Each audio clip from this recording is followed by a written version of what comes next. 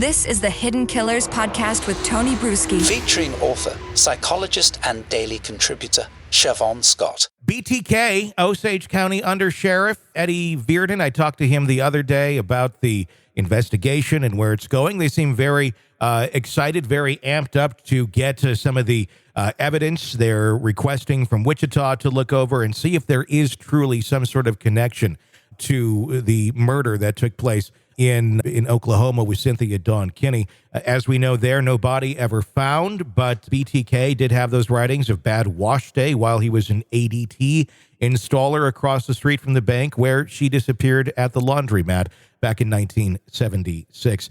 I applaud them for having this energy. I applaud everybody that's involved in this, his daughter, and many others that are now in that national task force that are trying to find answers here. One thing I do have some questions on, though, and the optics of, and I want to get your take on this, the reality show. We've learned in the last week that Sheriff Gary Upton has been trying to get a reality show going. Apparently CW, according to them, have already said they want to tape it this winter or this before the end of the year and then air it in January. I've never heard of television working quite the way that Gary is talking about. So I don't know if that's more wishful thinking than anything else, but it just, the optics aren't good to me when someone is really trying to seek a lot of attention in terms of a reality show with reviving a case that really has been dead for quite some time. Yeah, that is concerning. I had not heard about that. And again, this whole thing about ethics for professionals, we have ethical guidelines. My profession certainly does. Mm-hmm. And you really have to stay within the boundaries of what a professional does. And that certainly gives the appearance of cashing in some way, whether it's, I don't know that he would make any money, but it certainly sounds like he would be seeking fame. Mm-hmm.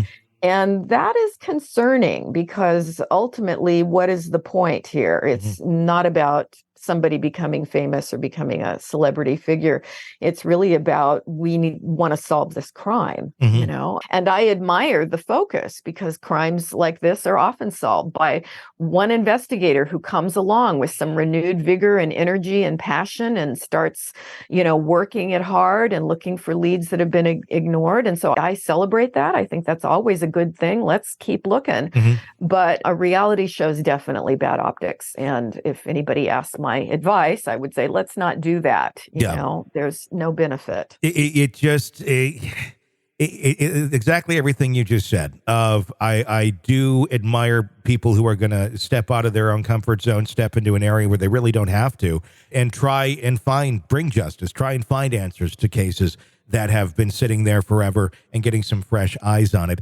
But yeah, the optics, the way that I was told how Eddie even went into this investigation seems a little bit, I don't know, storyline-ish, grandiose. It was he woke up in the middle of the night and couldn't sleep and then started watching stuff about BTK and then suddenly had kind of a aha moment and thought, okay, we got to go look at this because this seems to possibly make sense. I don't know. It seems like something that would be on the Netflix miniseries about BTK, right, where everything's like, and we've taken some liberties.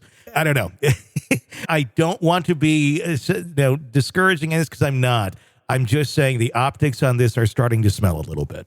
Yeah. And humans get weird sometimes, people can be seduced by all kinds of things that ultimately turn out to not be very good for them. So it's unfortunate. It's a fine line to walk too, because you do still have family members. You have the parents of Cynthia Dawn Kinney still alive. More than anything, they want to get some sort of an answer. And I truly hope that they do. But at the same time, the desire for attention and fame, if that turns out to be something that is outweighing the ethics of going into this without that being the ultimate goal, I think that's pretty sad and scary if that is in fact what's going on. I hope it is not. All I can say on that to anyone that's listening, and I've talked to several people who are on the task force, is, be careful on the optics on this and who's driving the ship. Yeah, 100%.